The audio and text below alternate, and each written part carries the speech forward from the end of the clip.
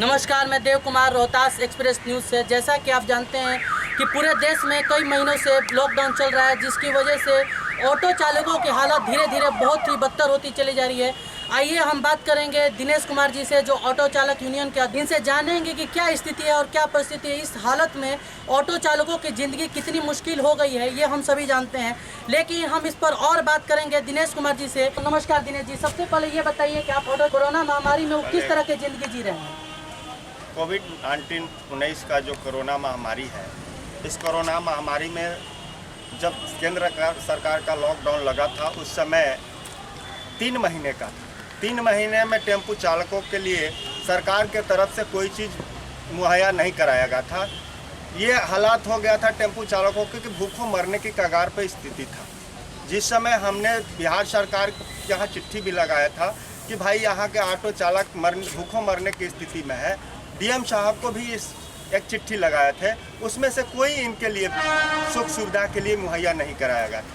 अभी जो बिहार सरकार के द्वारा जो लॉकडाउन लगाया गया है, इमरजेंसी लगाया गया है, इस समय जो है कि नए एमवीआई के साहब के द्वारा इनके साथ 14,500 से लेकर के 40,000 तक 22,500 तक का फाइन जो लगाया जा रहा है, यह सरासर जो है टेम्पू चालकों के लिए दे नहीं है। और सामाजिक रूप से देखा जाए, उनके आर्थिक हालात को देखा जाए तो यह दे नहीं है। लेकिन सरकार के हवाला दे करके, कानून के हवाला दे करके जो एमवीआई के द्वारा फाइन लगाया जा रहा है, वह सरासर गैर कानूनी।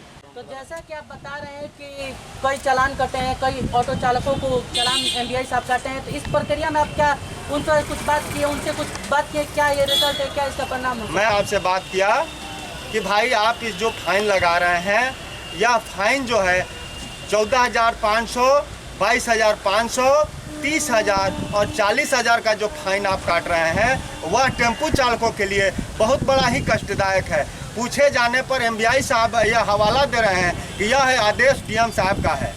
हमने कहा कि भाई डीएम साहब का आदेश है, यह कोरोना महामारी में जो बिहार सरकार का जो कोरोना महामारी है, उसमें इस तरह का फाइन जो कट रहा है, वह यह सरासर गलत है। तो ये कह रहे हैं कि कानून का हवाला आप देंगे, कानून आप ही जानते हैं। हम बोले कि ऐसा है कि आप जब पकड़ लिए हैं तो आप ऐसा कीजिए कि कम से कम इनको ये कहिए कि आप अपना कागज़ दुरुस्त करा लीजिए और फिर गाड़ी ले जाइए। तो कह रहे हैं क्या कि कानून आप ही जानते हैं। तो हम ये कहना चाहते हैं, ये हिटलर शाही का जवाब जो दे रहे हैं, हिटलर शाही का जो रूल रखे हैं, ये हिटलर शाही यहाँ का टेम्पू चालक नहीं बर्दाश्त करेंगे और इनको कड़ा 5 तारीख को जवाब देने के लिए तैयार है। जैसा कि आप देख रहे हैं कि ऑटो चालक कितने गुस्से में और कितने क्रोधित हैं, क्योंकि इस तरह का चालान सरासर गलत ही होगा। अब आइए इनसे बात करते हैं। जैसा कि दिनेश जी आप बता रहे हैं कि 5 तारीख को हड़ताल है, क्या हड़ताल है, किस बारे में, इसके बारे में थोड़ा हमको बताइए। ये हड़ताल जो है, ये नए एमवीआई के खिलाफ है और इस आंदोलन को हम लोग यहीं तक नहीं छोड़ेंगे। ये इनको कड़ा हम लोग हिटलर शाही जो दिखा रहे हैं, इनको जवाब देंगे। इनको इस तरह जवाब देंगे कि यहाँ जो रोहतास जिला में कभी इनको देखने को नहीं मिला होगा। साथ ही हम इनका पुतला दहन भी करेंगे। पुतला दहन जो गाजा बाजा के साथ, जो कि यहाँ आज जो स्थिति है टेम्पू चालकों के लिए, ये ऐसा हालात पैदा हो गया है जो भूखों मरने की कगार पे है। ये क्या यहाँ के जिलाधिकारी को नहीं दिखता है? अगर नहीं दिख रहा है तो एमवीआई के जो आदेश दिया गया है, इनको पुनः अगर वापस नहीं लेते हैं तो एक दिन का ये आंदोलन नहीं है। ये जब ये धरती पर आंदोलन होगा, एमवीआई को तेज करो,